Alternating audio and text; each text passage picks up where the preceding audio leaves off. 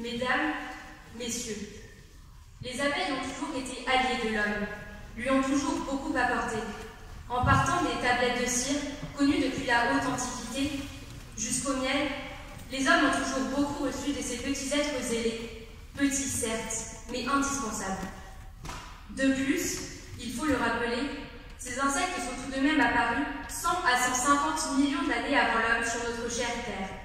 Nous ne pouvons donc les négliger, mais plutôt les honorer. Cette terre que nous retournons, cette terre que nous transformons, sur laquelle nous dormons, est tout autant la leur que la nôtre. Mais voilà, nous en sommes tous témoins aujourd'hui, que ce soit en ville ou à la campagne, l'heure est grave. En effet, notre apis mellifera voit sa population disparaître un peu plus chaque jour. Phénomène accéléré ces dernières années, avec une chute énorme estimée à plus de 25% des populations d'abeilles domestiques.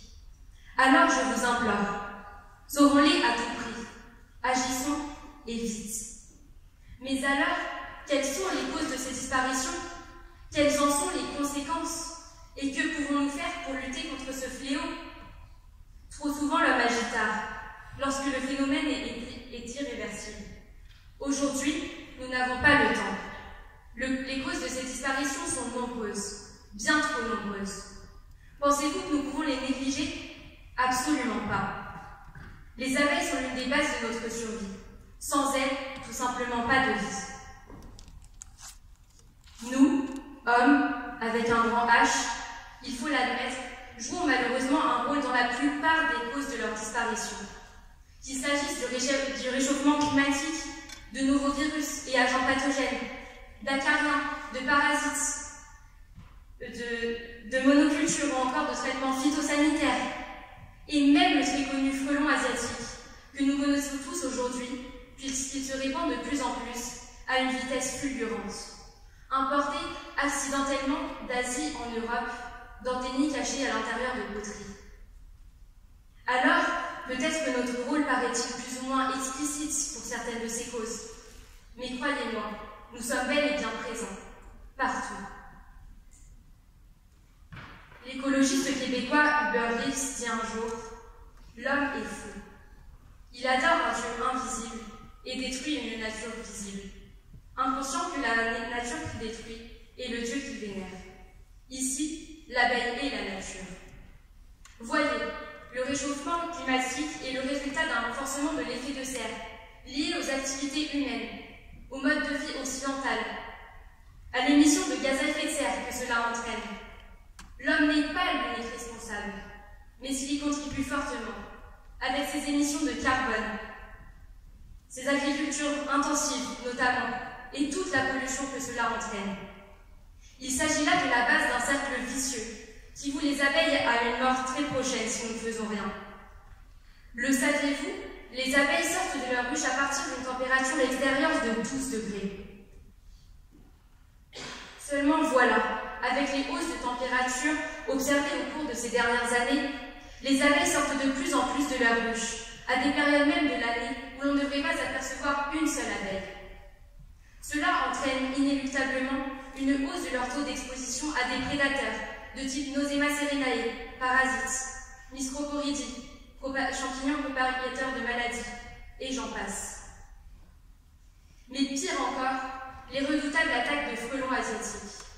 Ceux-ci s'attaquent aux abeilles, les immobilisent, leur arrachent la tête et ils mangent le reste. Vous imaginez-vous subir le même sort? Je pense qu'aucun d'entre nous n'ose imaginer une telle chose.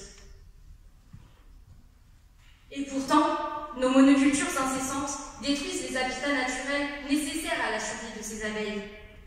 Nos pesticides ralentissent leur développement, créent chez elles des malformations, des désorientations.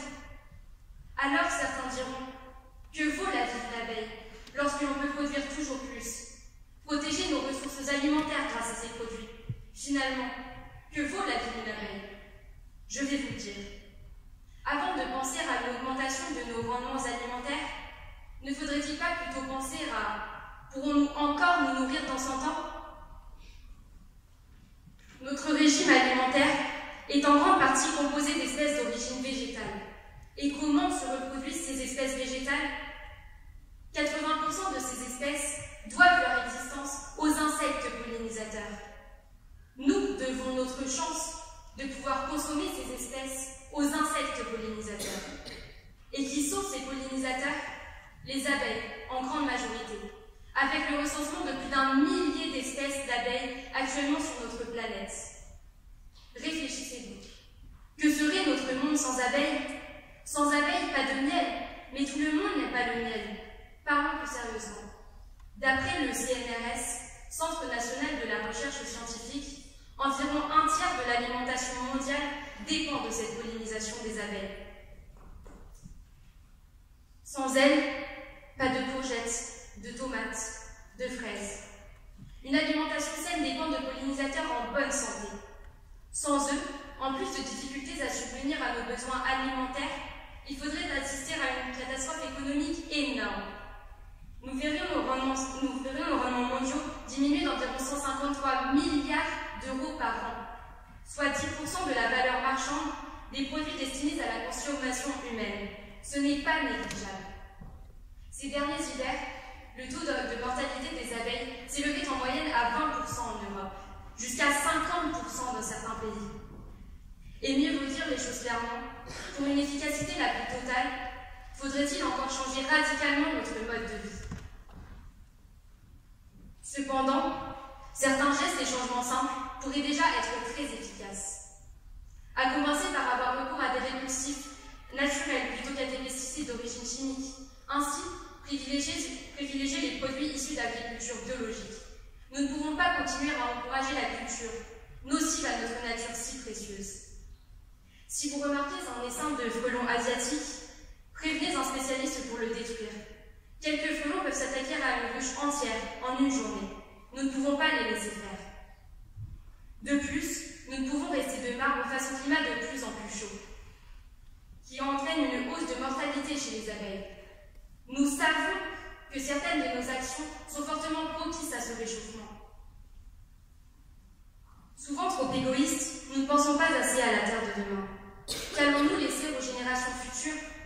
Pourquoi ne rien changer alors que nous pourrions vivre tout aussi bien, voire plus sainement, en nous raisonnant de manière simple? Également, une petite pensée pour certaines personnes encore incapables de distinguer une abeille d'une guêpe. Si vous en faites partie, s'il vous plaît, assurez-vous de la nature de l'insecte auquel vous faites face. Les abeilles sont nos alliés, et bien trop d'entre elles, chaque année, subissent une fin tragique.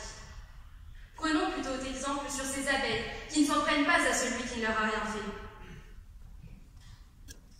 Encore une fois, bien plus qu'une simple tragédie, d'extinction d'espèces de plus, comme la qualifieraient certains, cette extinction finirait par causer notre perte. Notre Apis mellifera voit sa vie en sursis. C'est une catastrophe planétaire qui met en danger l'humanité tout entière. C'est pourquoi il est urgent d'agir pour la protéger.